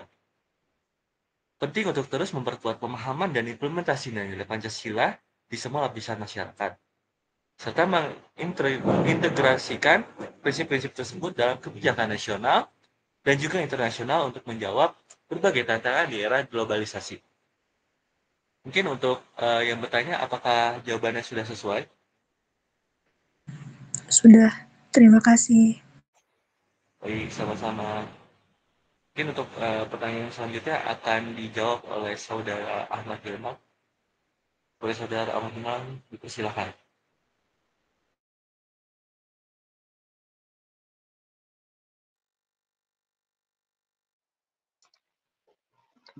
Terima kasih.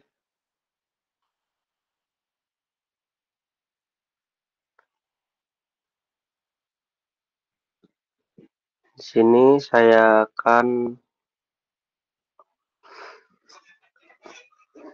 sebentar.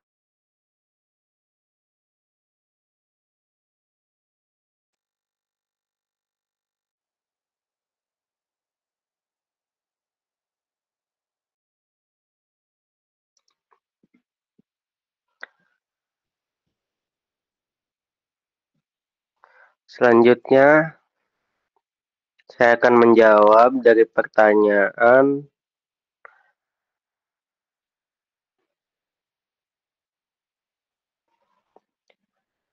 yang kedua, itu cara apa yang paling tepat untuk menerapkan nilai-nilai Pancasila pada generasi muda saat ini?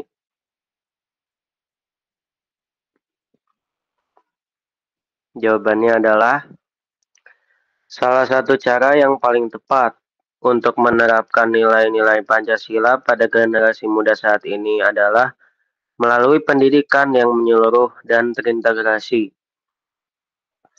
Ini bisa dilakukan dengan mengadakan kurikulum di sekolah yang memasukkan pembelajaran tentang Pancasila, kegiatan ekstrakurikuler yang mengedepankan nilai-nilai Pancasila, serta pembinaan oleh orang tua dan masyarakat itu sangat sekali penting ya dalam kehidupan sehari-hari. Selain itu, pemanfaatan teknologi dan media sosial juga dapat dimanfaatkan untuk menyebarkan informasi dan membangun kesadaran akan pentingnya nilai-nilai Pancasila dalam kehidupan bermasyarakat. Jadi kita tidak hanya memanfaatkan teknologi atau media sosial hanya sebagai untuk kayak update status gitu. Kita juga bisa share informasi tentang kesadaran pentingnya nilai-nilai Pancasila dalam kehidupan bermasyarakat seperti itu. Dan menurut saya yang paling penting dari yang terpenting adalah penegakan hukumnya sih. Misalkan nomor 5 keadilan sosial bagi seluruh rakyat Indonesia. Jika adanya persidangan seperti itu, misalkan ada penegak hukum yang disogok, misalkan ya sama aja kalau nggak jujur mah dari penegak hukumnya seperti itu menurut saya mah. Apakah sudah terjawab?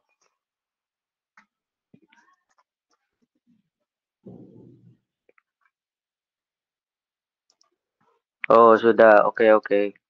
Terima kasih, sekian dari saya untuk pertanyaan yang kedua tadi. Terima kasih. Assalamualaikum warahmatullahi wabarakatuh.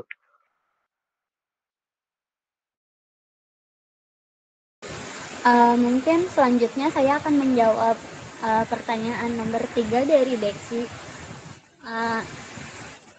Pertanyaannya adalah, pada saat ini permasalahan yang terjadi di Indonesia masih terjadi, mulai dari korupsi, pertimpangan sosial.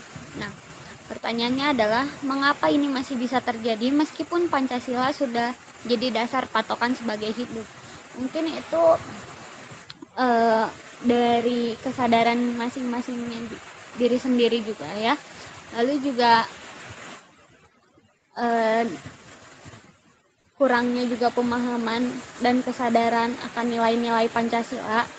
Lalu juga ada lemahnya penegakan hukum, mungkin sama ya seperti tadi yang Hilman sampaikan. Itu juga dari penegak hukumnya sendiri itu masih ada yang emang mau aja disogok dan mau juga dikasih ya kayak gitu kan.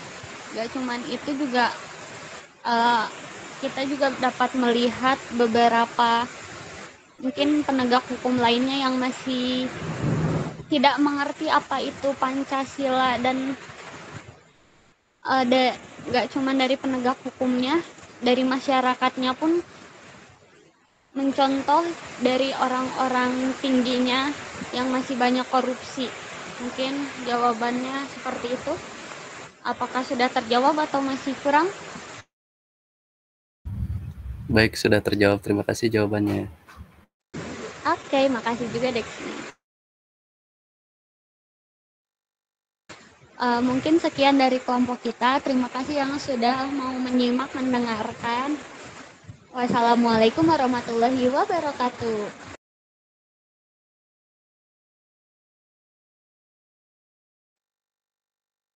Waalaikumsalam warahmatullahi wabarakatuh. Oke, terima kasih kepada dua kelompok yang sudah presentasi pada pertemuan kali ini. Sebelumnya di sini saya mewakili Ibu Dini yang berhalangan hadir ya karena ada kegiatan yang tidak bisa ditinggalkan. Oke, di sini saya membantu Ibu ya. Jadi karena sifatnya membantu, hanya ketika Ibu tidak bisa masuk saja mungkin nanti saya akan masuk menggantikan seperti itu. Oke, alhamdulillah kita sudah membahas mengenai sejarah perumusan Pancasila ya, ada juga tadi dibahas proklamasi dan pembukaan Undang-Undang Dasar. Secara keseluruhan tadi materi yang sudah disampaikan sudah baik ya dan lengkap, apalagi ditambah dengan video dari channel YouTube-nya Prof. Dasim Budimansyah. Itu menjadi pelengkap yang sangat bagus gitu. Nah, teman-teman, berkaitan dengan Pancasila ini merupakan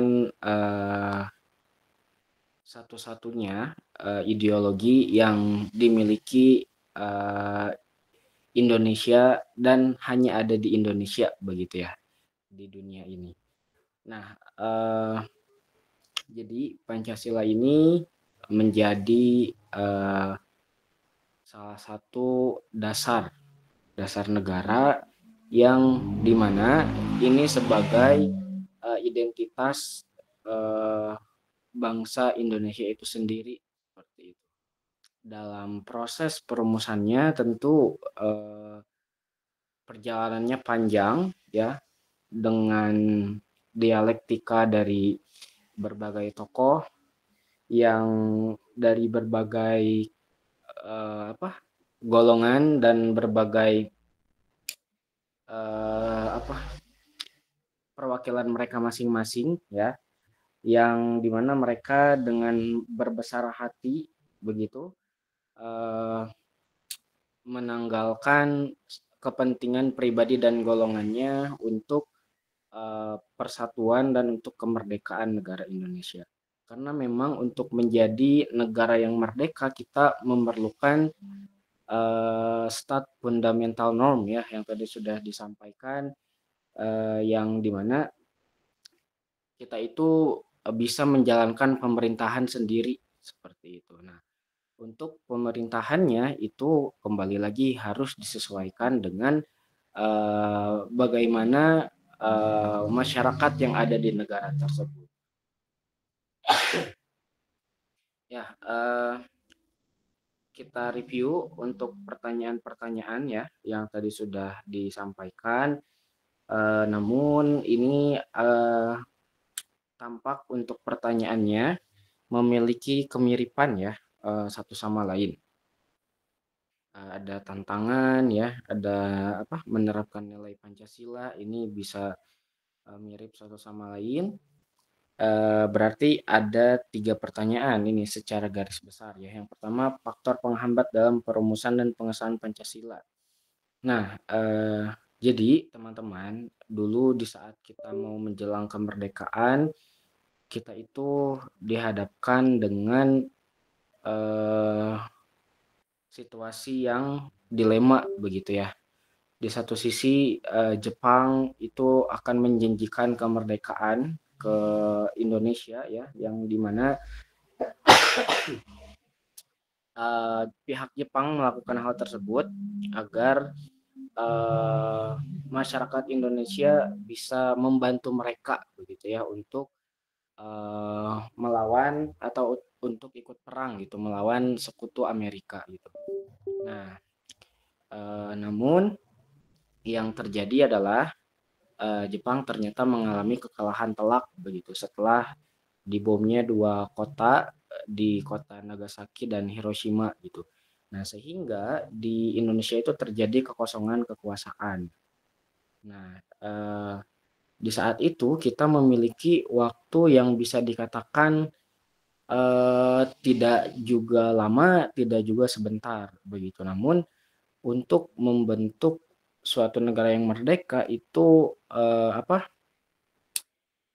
perlu pemikiran, perlu musyawarah, perlu diskusi yang amat panjang begitu.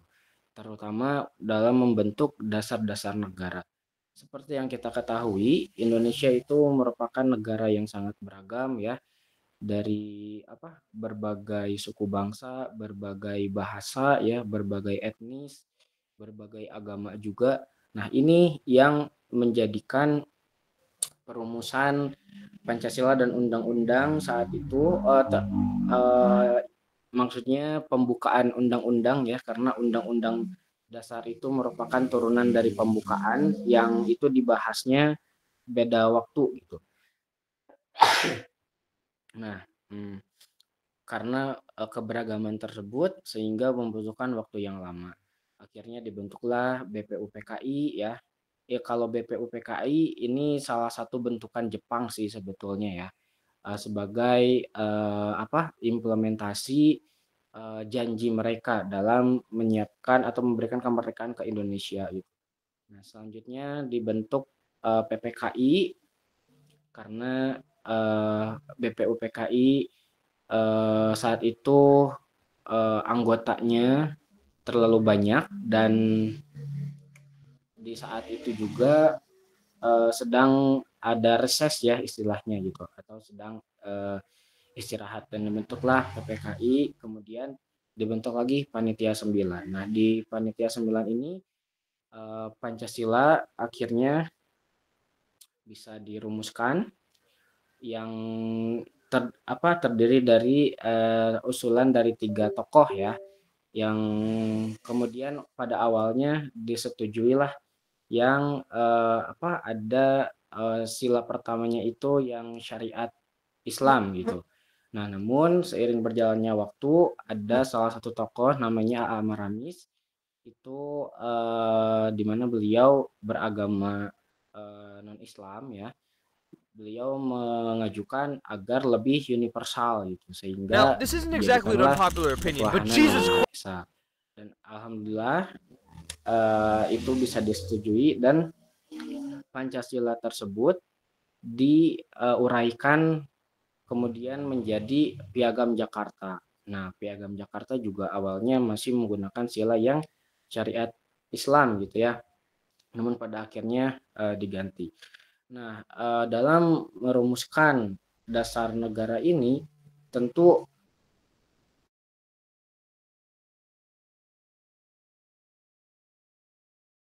mumpuni ya, dan kita tahu tokoh-tokoh yang ada di Panitia 9 ini bukan orang yang kaleng-kaleng gitu, atau orang yang memang jenius, orang-orang yang terpelajar, yang dimana memiliki semangat nasionalisme yang tinggi juga, seperti itu. Dan akhirnya Pancasila dan pembukaan Undang-Undang Dasar terbentuk, yang dimana keduanya itu dapat mengakomodir seluruh kepentingan dan golongan yang ada di negara kita. Kemudian sifatnya dinamis ya untuk untuk kedua hal ini. Dalam hal ini Pancasila dan pembukaan bersifat dinamis dan fleksibel. Memang dirancang seperti itu karena para founding father kita itu menilai bahwa ke depan tentu kehidupan itu akan berkembang dan akan maju seperti itu, sehingga dibuatlah Pancasila dengan desain yang sekarang yang dinamis. Nah, berlanjut ke pertanyaan selanjutnya ya, yang tantangan, kemudian cara yang tepat untuk menerapkan nilai-nilai Pancasila. Nah, ini sebetulnya yang memiliki peranan besar gitu ya, peranan terbesar dalam interpretasi nilai-nilai Pancasila itu ada di pemerintah, teman-teman. Di mana kita tahu tadi juga di video sudah dijelaskan dan tadi presenter sudah menjelaskan bahwa sumber hukum kita itu bersumber dari Pancasila dan pembukaan undang-undang yang kemudian menjadi undang-undang dasar, undang-undang ya, kemudian peraturan pemerintah, perpres, kemudian perda dan peraturan di bawahnya lagi.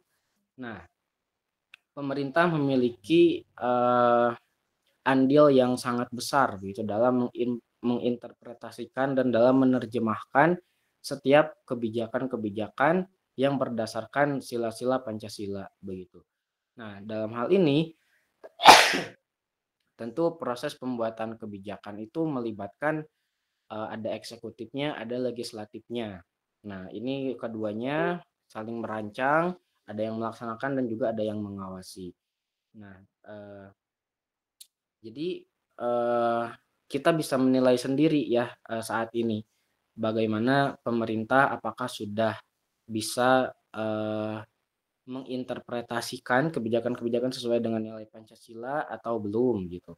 Nah, ini kita sebagai warga negara yang cermat itu wajib untuk mengawasi begitu ya.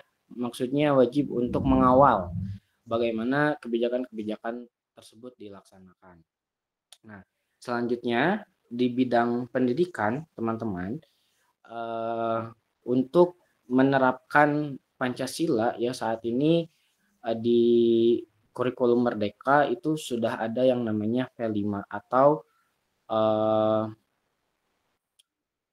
proyek penguatan profil pelajar Pancasila. Nah, di kurikulum Merdeka di P5 ini jadi siswa itu dilatih untuk bisa berinovasi gitu, berpikir kritis, berpikir kreatif, berkebinekaan global, tapi menjadi siswa-siswa yang memiliki nilai-nilai Pancasila atau berprofil Pancasila. Nah, ini merupakan salah satu upaya ya yang dilakukan juga oleh pemerintah melalui bidang pendidikan. Nah, mungkin kita tidak mengalami ya, kita mungkin tadi jawaban dari presenter harus adanya pendidikan yang menyeluruh katanya.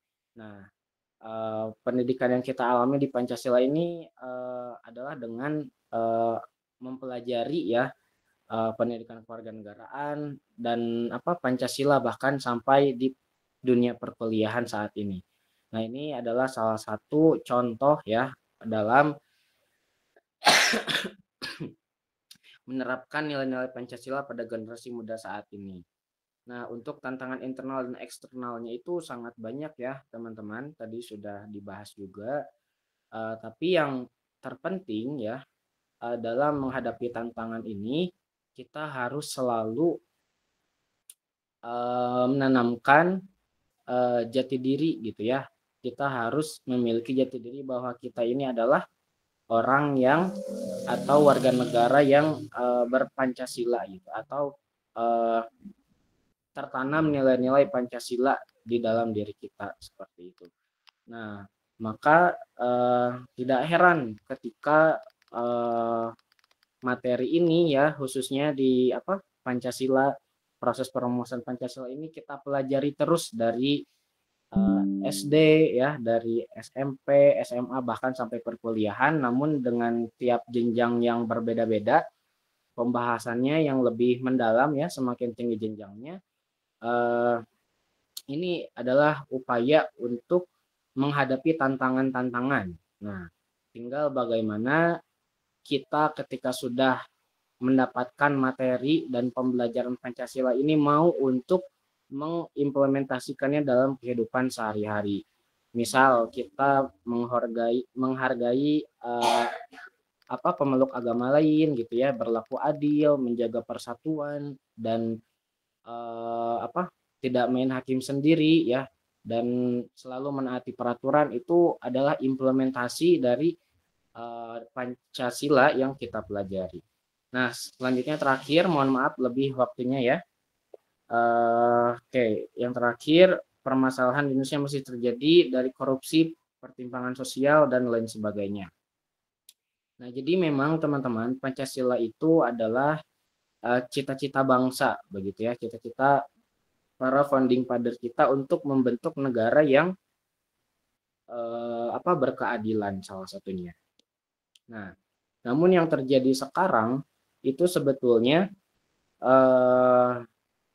ada ada semacam dua faktor yang mendasari gitu. Nah, faktor yang pertama dari diri masing-masing warga Indonesianya sendiri begitu ya.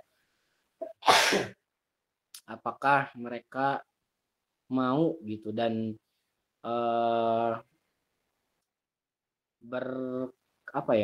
memiliki tekad yang kuat untuk mengoptimalkan segala potensi di dalam dirinya gitu ya, sehingga mereka atau warga negara Indonesia ini bisa menjadi warga negara yang unggul gitu.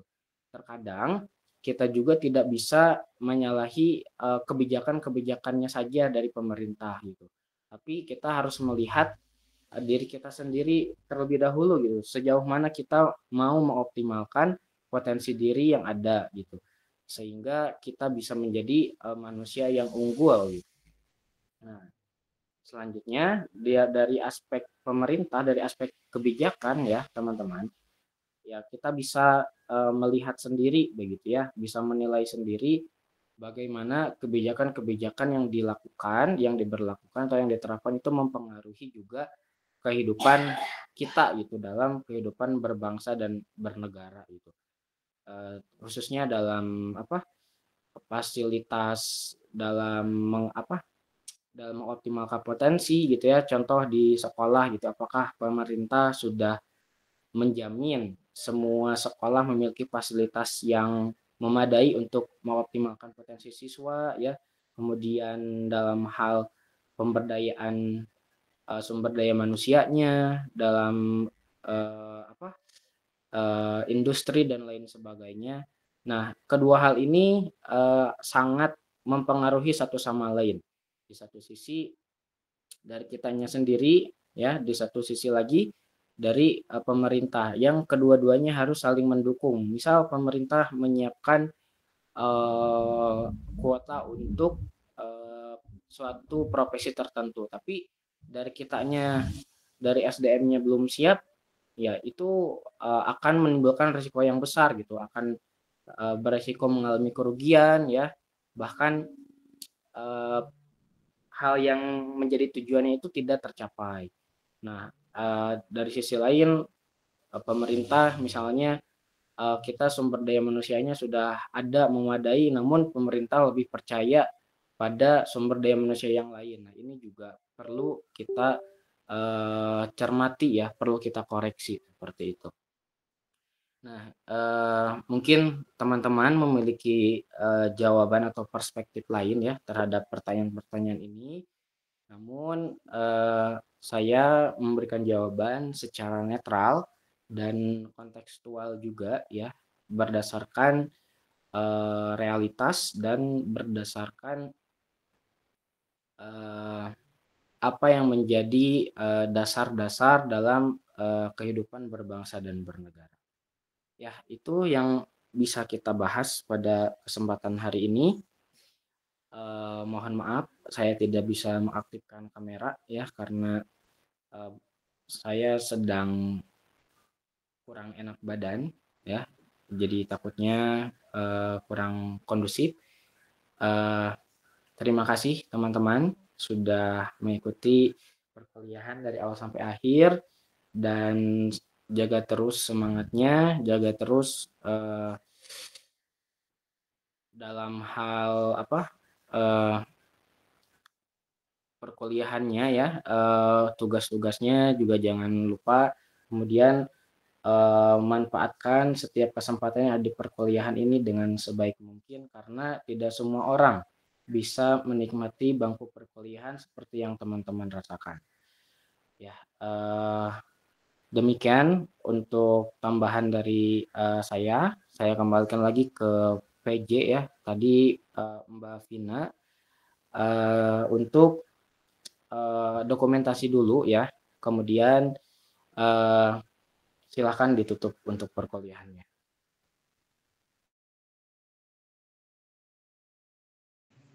Baik, terima kasih Pak. Sebelumnya, apa boleh on-cam terlebih dahulu untuk dokumentasi? Walaupun sudah tadi sebenarnya.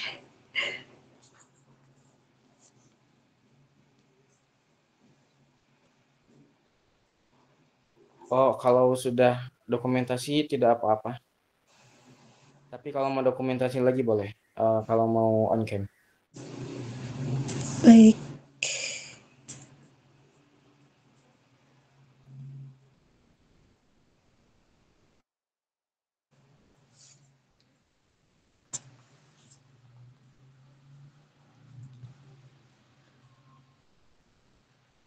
Nabila boleh minta tolong dibantu?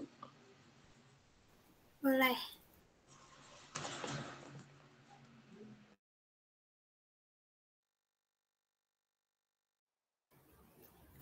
Mulai ya. 1, 2, 3. Dah. Oke, terima kasih. Baik, perkuliahan telah selesai. Terima kasih semuanya sudah ikut pembelajaran. Wassalamualaikum warahmatullahi wabarakatuh. Waalaikumsalam warahmatullahi wabarakatuh.